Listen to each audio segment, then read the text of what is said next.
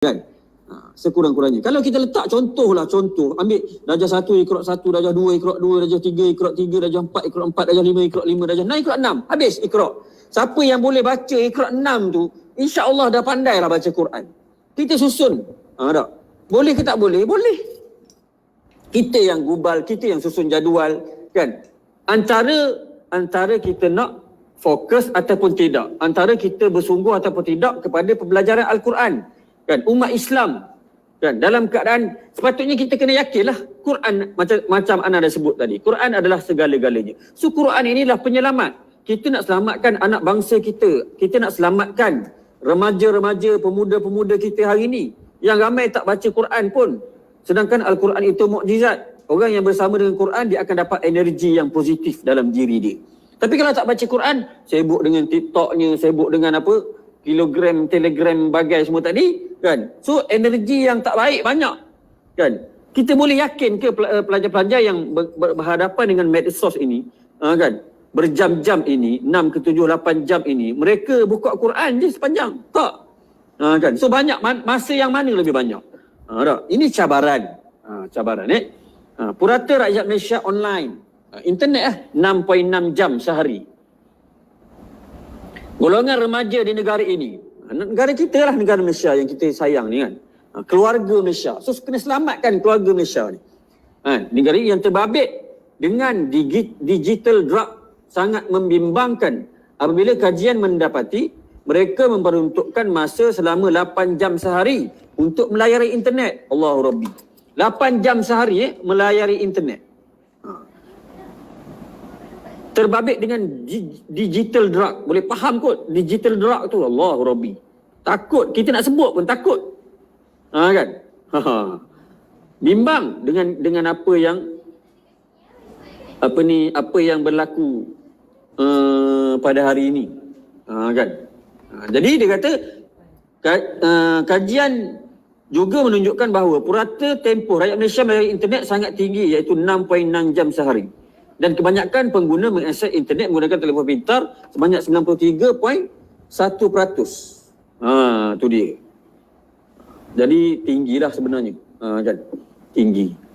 Ini contoh. Ini bukan saya kutip tepi jalan, ni berita kajian SKMM. Rakyat Malaysia kuat layari laman sosial. Tu dia. Berdasarkan statistik yang dikeluarkan oleh Jabatan Perangkaan Malaysia, penggunaan teknologi tersebut secara individu meningkat 5.4% daripada 84.2% kepada 2019, kan, kepada 89.6% 2020. 2021 ni masih lagi PKP. Rasa-rasanya nanti kita tunggulah kajiannya. Mungkin lagi naik kot, kan. Lagi lama duduk rumah ni. Tak? 98% menyertai rangkaian sosial. Okey? Itu tentang medsos, kan, media sosial. Kemudian remaja hari ini juga ramai lagi yang terlibat tentang gaming.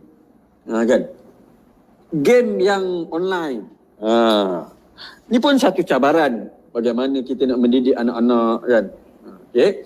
Remaja ketagih main game meninggal dunia akibat stroke. Sebab apa? Sebab terlalu lama, kan. Yang tu anda kata tadi. Kalau kita bersama dengan Al-Quran lebih banyak ataupun dengan aktiviti-aktiviti yang bermanfaat, dia akan datang aura positif. Kan. Tambah-tambah lagi Al-Quran ini adalah mukjizat, masya-Allah, kan. Al-Quran ni dia bukan ayat ataupun kalam biasa, dia kalam Allah Subhanahu wa taala. Okey? Jangan berlebihan ketika melayari game online dan media sosial.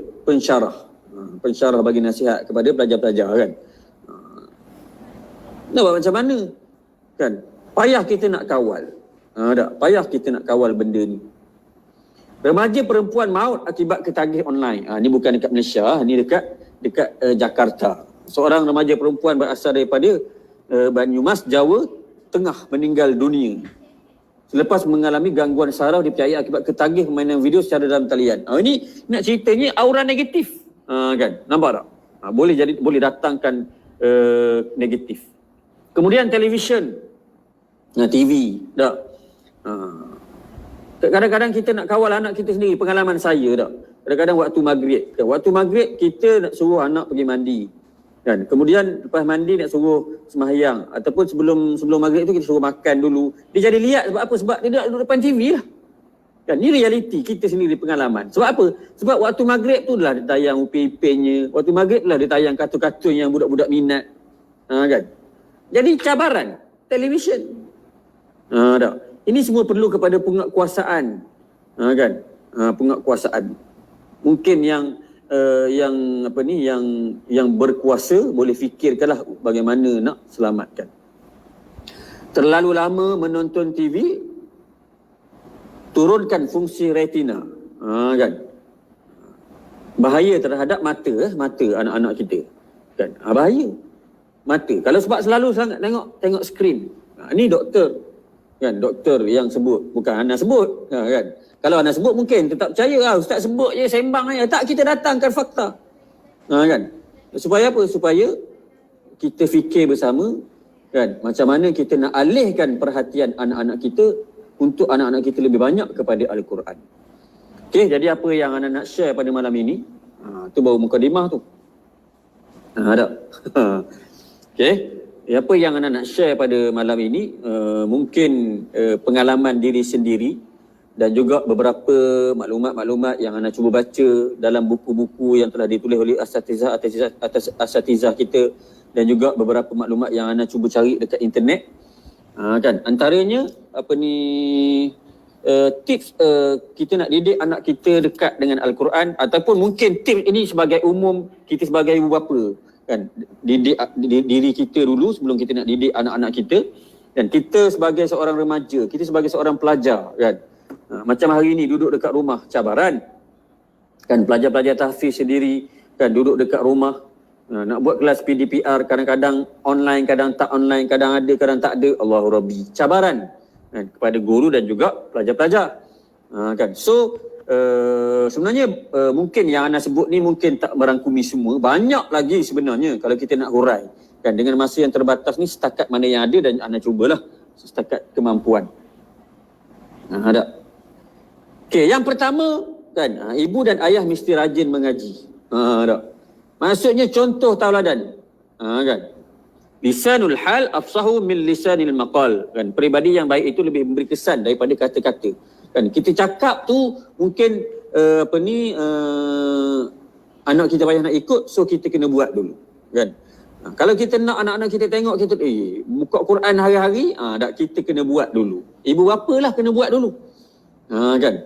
Pagi-pagi baca Al-Maqsurat, pagi-pagi buka Quran. Kan, kemudian lepas setiap semayang buka Al-Quran, kan. So bila kita buat benda tu, kan, pertama-tama kita ibu bapa, kan, dan anak-anak hari ni kita bersama dengan keluarga, kan, boleh aktiviti, kan, dalam keluarga, tak, buat jadual baca Al-Quran. Contohnya setiap waktu solat, setiap kali lepas waktu solat baca satu muka surat. So sehari dapat 5 muka surat. Kan, sehari dapat 5 muka surat. Kalau seminggu, kan, 7 hari kali dengan 5 jadi 35 muka surat. Sejuzuk lebih dah seminggu. Kan? 35 muka surat. Satu juzuk ada 20 muka surat. Nampak tak? So seminggu dah sejuzuk yang lebih. Kalau sebulan mungkin sejuzuk lebih tak.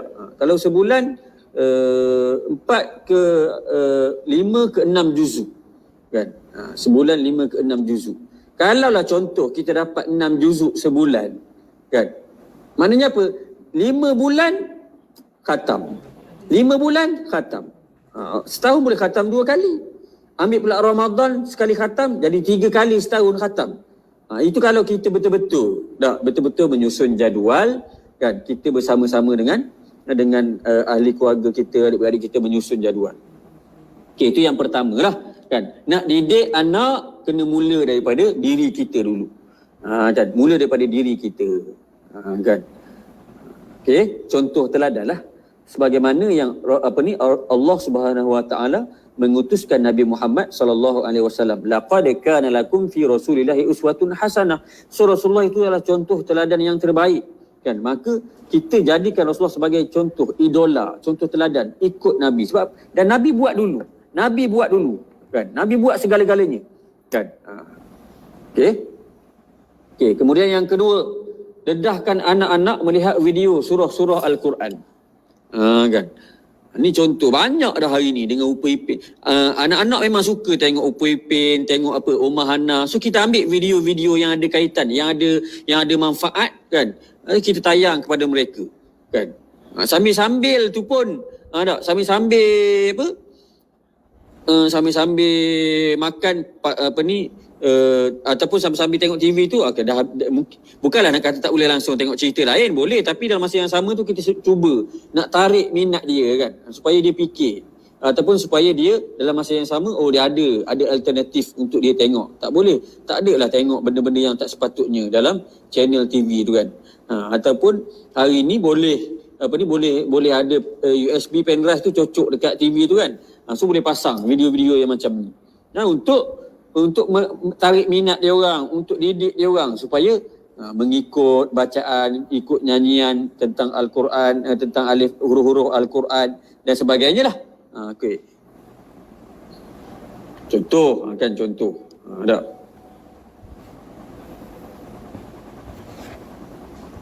Okey, kemudian apa lagi? Pendengarkan bacaan ayat Al-Quran di dalam rumah. Kan? So kita dengarkan bacaan Al-Quran dalam rumah. Ajak anak-anak ikut sekali. Ada contoh. Pendengarkan bacaan Al-Quran ini samalah macam video tadi, lebih kurang lah dia punya fungsi. Sebenarnya kita lebih kepada nak wujudkan suasana dalam rumah. Suasana dalam rumah kita tu kena wujudkan suasana Al-Quran lah. Tu nak bagi tahu tak? Suasana Al-Quran. Tak?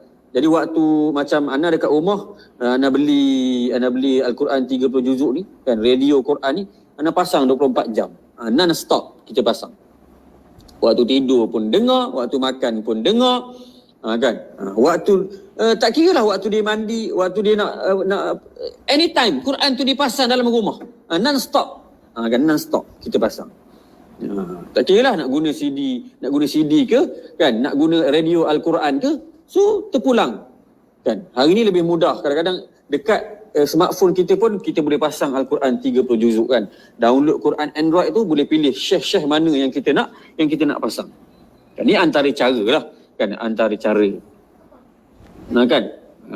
Sebenarnya dari sudut memperdengarkan bacaan Al-Quran ini kan, dari sudut kalau kita betul-betul kan nak latih anak-anak kita dekat dengan Al-Quran, kita boleh perdengarkan ataupun kita bacakan ayat-ayat Al-Quran ini kan ketika mana baby dalam perut ibu lagi, kan, ketika mana baby dalam perut ibu lagi, kan, apatah lagi waktu dia dah lahir, waktu dia dah umur 1 tahun, 2 tahun, 3 tahun, ibarat kata pepatah, melentur buluh biarlah dari rebungnya.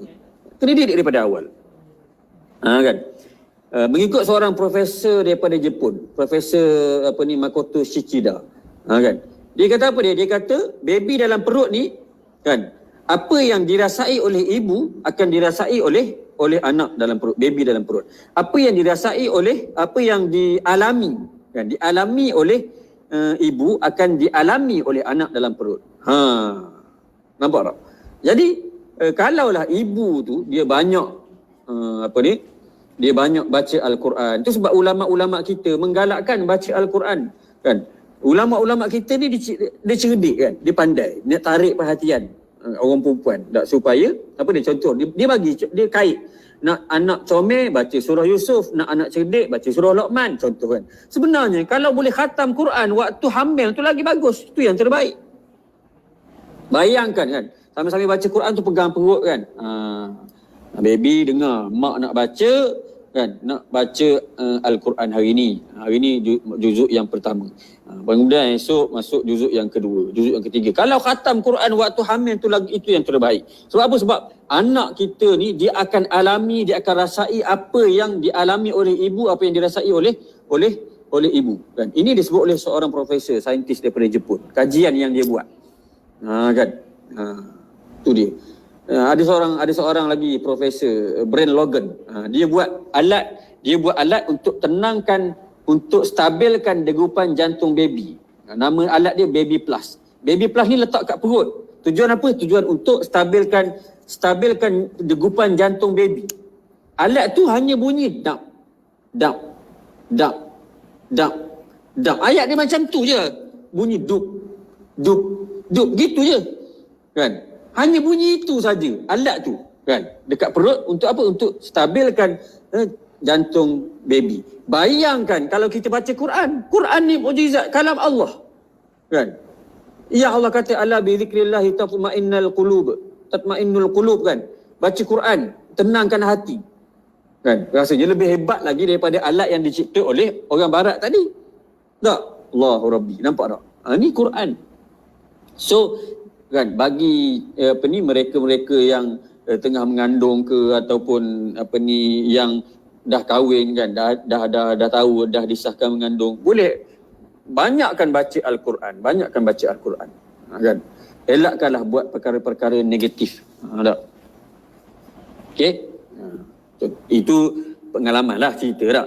Kemudian ajak anak-anak menghayati kisah-kisah daripada Al-Quran. Ada satu lagu yang sangat menarik tentang cerita-cerita Nabi ni.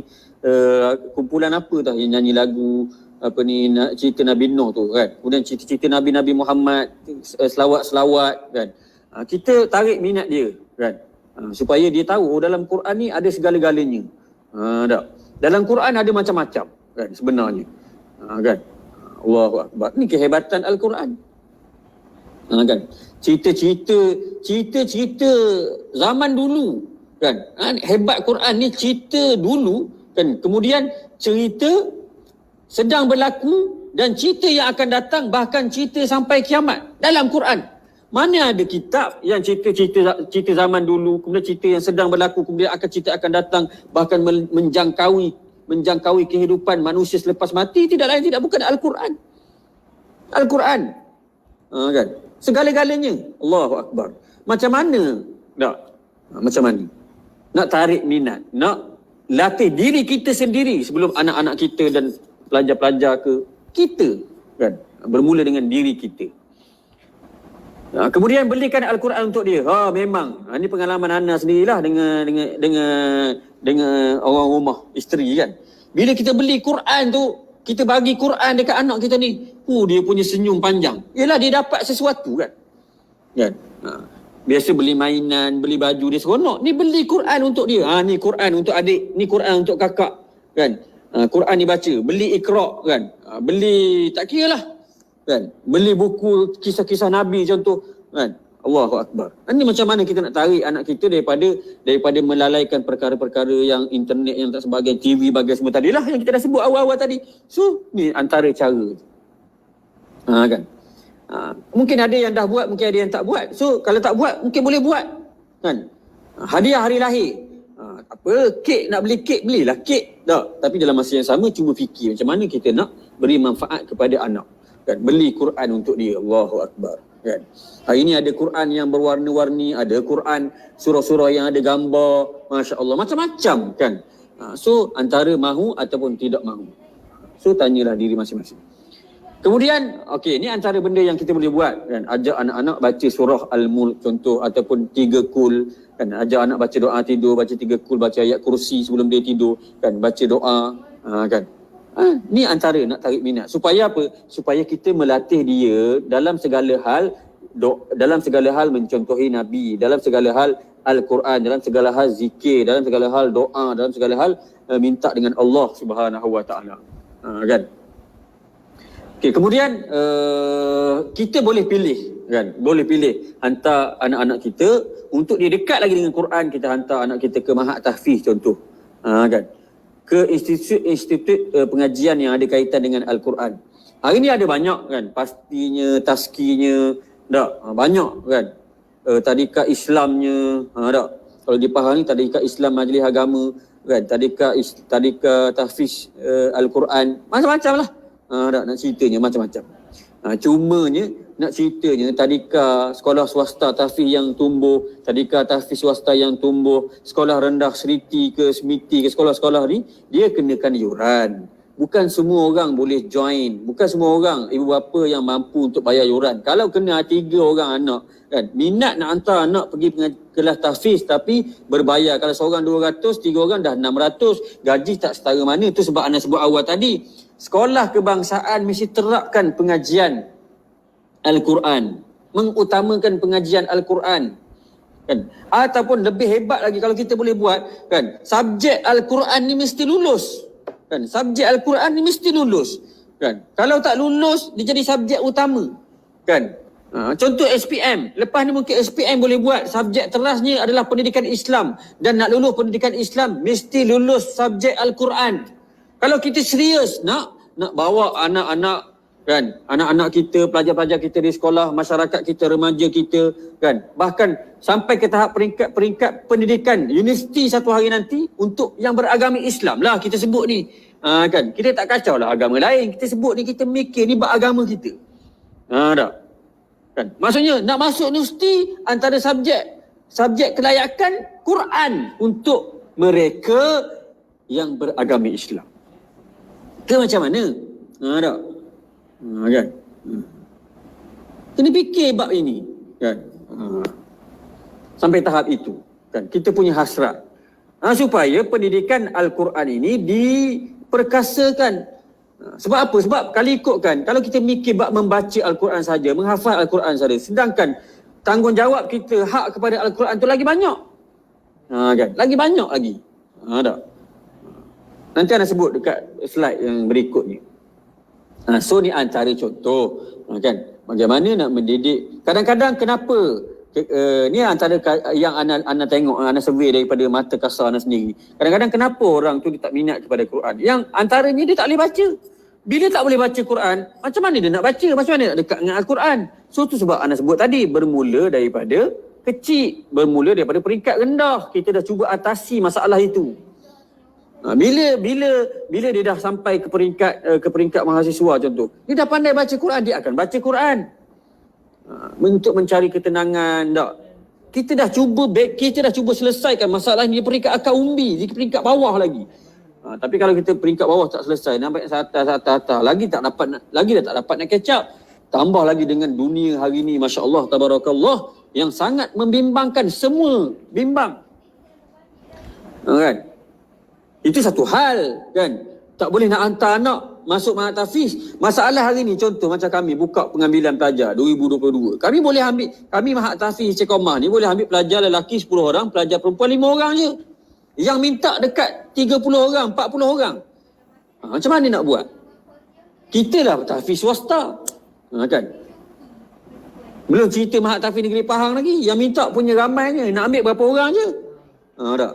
Hari ni kita akui, kan? Hari ni kita akui tentang minat ibu bapa, tentang minat anak-anak yang nak menghafal Al-Quran. Tapi kadang-kadang apa dia? Kadang-kadang tempat pula tak dapat nak disediakan semaksima yang mungkin. Itu sebab peringkat pendidikan arus perdana dah kena fikir dah bab ni. Dah kena banyakkan mahat tahfiz, dah kena banyakkan. Mungkin satu hari nanti sekolah kebangsaan tu dah ada kelas tahfiz. Mungkin. Ana ingat lagi waktu Ana mengajar di Mahat Asas Jengka. Kan, di Mahat Asas Jengka, kan, tahun 2009, 2010. Waktu tu guru penolong kanan kurikulum Al-Fadhil Ustaz Haidi, Ustaz Muhammad Haidi. Kan, Ustaz Haidi. Kan, dia kata kita nak buka kelas tahfiz ni. Dan kami boleh buat waktu tu di Mahat Asas satu-satunya tingkatan yang ada kelas tahfiz. Dan dimasukkan jadual kelas tahfiz tu di dalam jadual utama, jadual main jadual. Waktu pagi pelajar, ni bukan sekolah tahfiz tapi kita boleh buat jadual tu. Kita boleh ubah. Nampak tak? Sebab apa? Sebab kita ada kuasa. Sebab apa? Kita boleh buat, kita boleh gubal benda tu. Bayangkan kalau boleh gubal di peringkat negeri, peringkat persekutuan. Kan? Macam mana nak tarik minat pelajar-pelajar. Supaya mereka ni boleh baca Quran lancar. Bila baca Quran lancar, baca Quran sedap, tu dia jadi lagi makin seronok nak baca Quran. Makin seronok nak khatam, dah khatam sekali nak lagi khatam. Tapi kalau baca tergagap-gagap, bukan kita kata tak bagus, tapi masalah tak selesai lah. Kan? Nampak tak? Wallahu a'lam, tak reti lagi lah nak bercakap, kan. Ajarilah anak-anak kalian. So, ni antara benda lah yang Ana boleh sebut, yang Ana sempat buat kan dalam masa yang terbatas. Ajarilah anak-anak kalian mengenai 3 hal: mencintai Nabi kalian, mencintai keluarga Nabi dan mencintai dan membaca Al-Quran kan. Sungguhnya indahnya rumah yang dibacakan Al-Quran di dalamnya. Sungguhnya rumah yang dibacakan Al-Quran dalamnya, maka penduduk langit, para malaikat akan melihatnya seperti penduduk bumi melihat bintang-bintang di langit. Masya Allah. Dan bercahaya. Dan kita tengok bintang-bintang dekat langit, Masya Allah, cantiknya bintang itu. Bintang yang bercahaya. Kan, penduduk langit akan melihat rumah-rumah yang dibacakan Al-Quran di dalamnya. Ni sekarang ni anak-anak ada kat rumah, tak pergi sekolah lagi kan, PKP ni. Ibu bapa galakkan anak-anak baca Quran. Kan, banyakkan aktiviti bersama dengan Al-Quran, manfaatkan masa yang banyak. Kenapa ajar anak Al-Quran daripada kecil? Hikmah kebijaksanaan. Siapa yang baca Al-Quran sebelum balik umurnya, maka akan dikurniakan hikmat kebijaksanaan kepada kebijaksanaan pada usia kecilnya. Budak akan jadi cerdik bila baca Quran. Kan? Itu sebab kata Al-Quran ni dia mukjizat. Dia bukan dia bukan Allahu Rabbi. Tak tahu nak cakap macam mana. Dia mukjizat yang datang daripada Allah, yang Allah kurniakan kepada Nabi Muhammad. Dan kekal kita sampai hari ni boleh baca Quran. Kan? Boleh mengkaji Al-Quran. Kan? So ibu bapa kena ambil peluang. Kan? Kena ambil peluang untuk mengajak anak-anak bersama-sama. Kan? Sungguhnya sebuah rumah benar-benar akan terasa sempit bagi penghuninya, dijauhi malaikat, dimasuki oleh syaitan-syaitan, dan sedikit kebaikannya jika Al-Quran tidak dibaca di dalamnya. Kan? Banyakkan aktiviti bersama dengan Al-Quran. Jangan kalian jadikan rumah kalian seperti kuburan. Sungguhnya syaitan lari dari rumah yang dibacakan Al-Baqarah di dalamnya. Baca Al-Quran lah. Kan? Imam Syafi'i, aku telah menghafal Al-Quran ketika aku berumur 7 tahun dan aku telah menghafal kitab Al-Muwatta ketika aku berumur 10 tahun. Itu Imam Syafi'i. Ini contoh-contoh yang kita boleh ambil. Sahal bin Abdullah bin Tastari, aku pulang pergi ke madrasah belajar Al-Quran dan aku berhasil menghafalnya ketika berumur 6 atau 7 tahun. Ibn Sina telah menghafal Al-Quran ketika berumur 10 tahun. Ini ulama-ulama dulu. Mereka cuba kehebatan ulama-ulama dulu. Mereka ni peringkat kecil lagi dah khatam. Bukan khatam baca Quran, hafal Quran. Itu sebab kita kena selesaikan masalah pembacaan Al-Quran di kalangan anak-anak di peringkat rendah.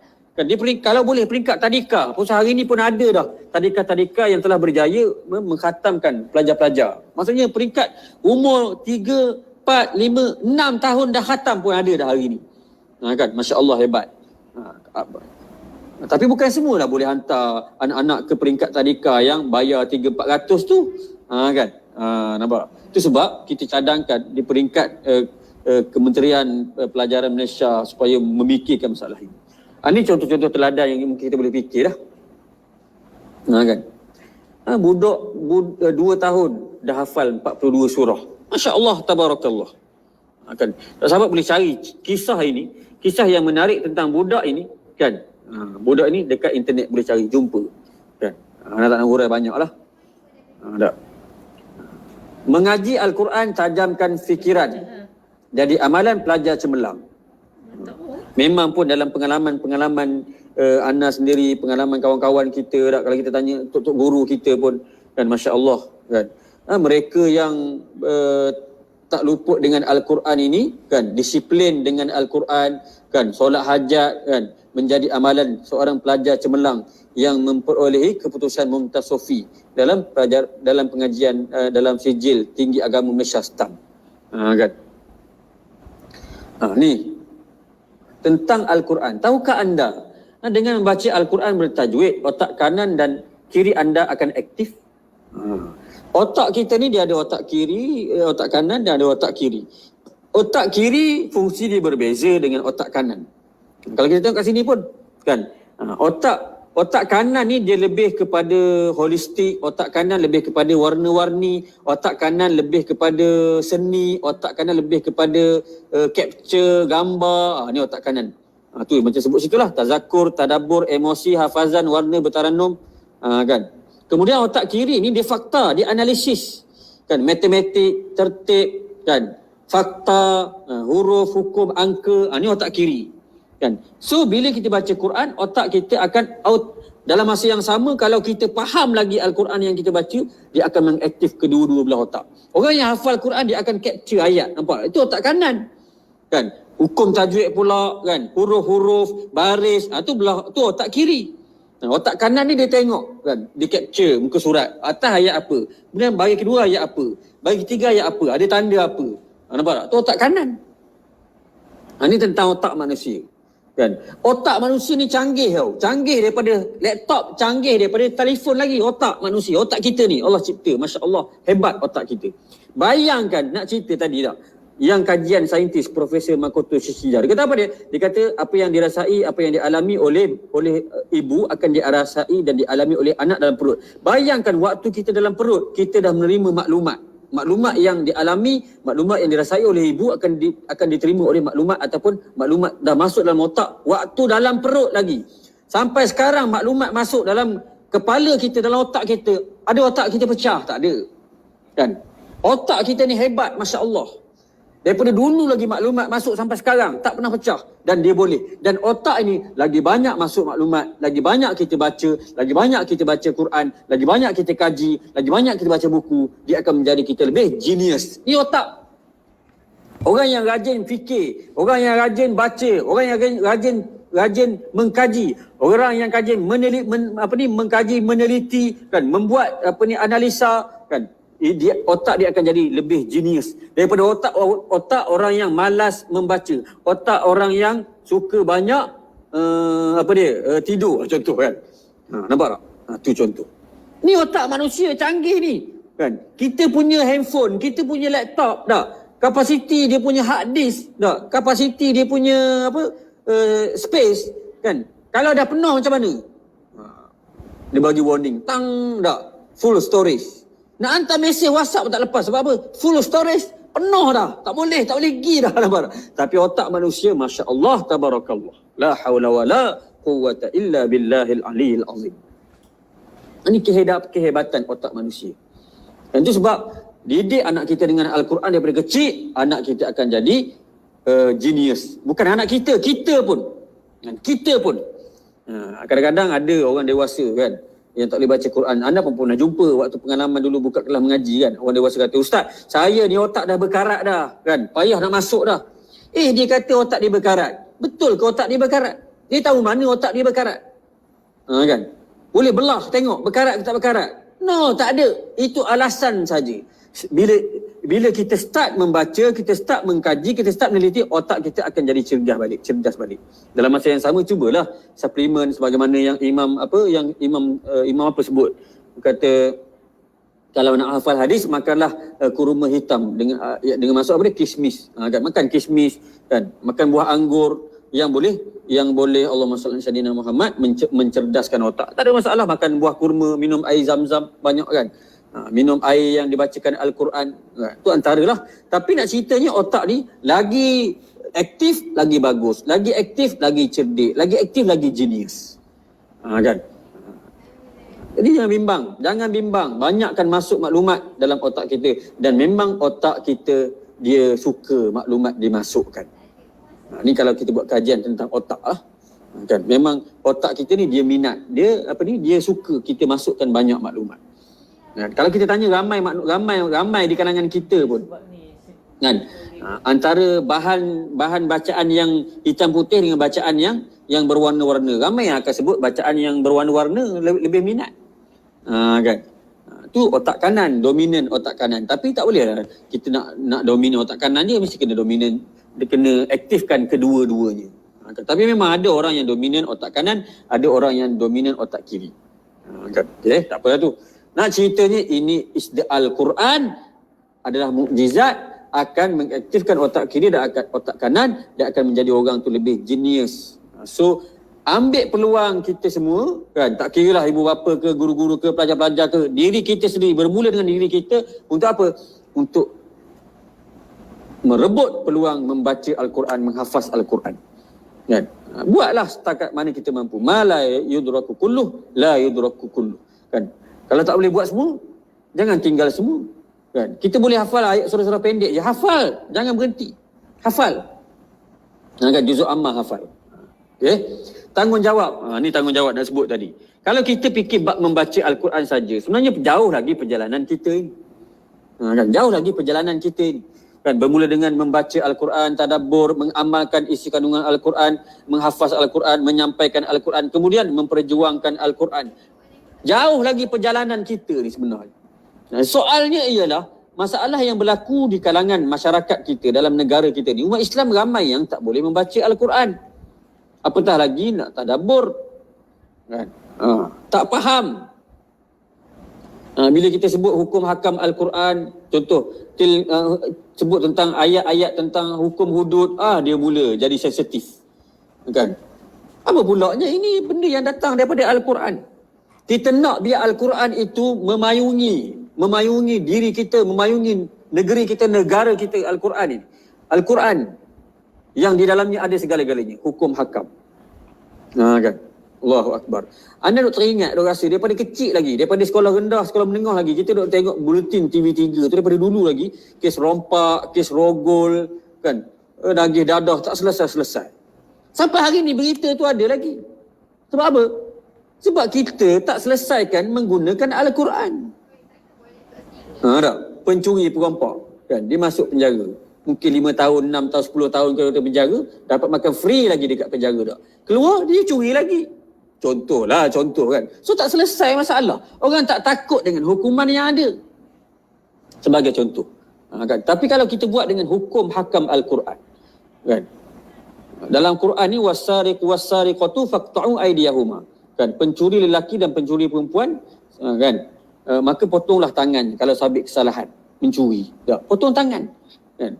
Kalaulah buat undang-undang Quran mencuri potong tangan, kan, agak-agak orang nak mencuri lagi. Woi, mikir 2 3 4 kali boh.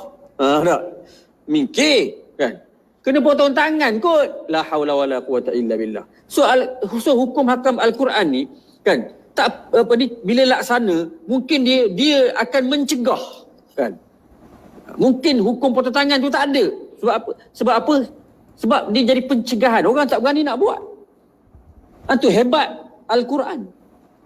La haula wala quwata illa billahil aliyil azim. Jadi ana pun rasanya cukup lah dah kot. Tak. Kat sejam tadi. Kan? Minta maaf pengerusi terlajak. Kan? Okey. Jadi semoga kita terus istiqamah bersama Al-Quran. Tak? Jadi minta maaf banyak-banyak lah. Kan? So berhenti slide sini ya. Lepas ni ada kesimpulan tak? Jadi anda berhenti dulu sini. Kalau ada soalan kita stop dulu. Wallahu a'lam.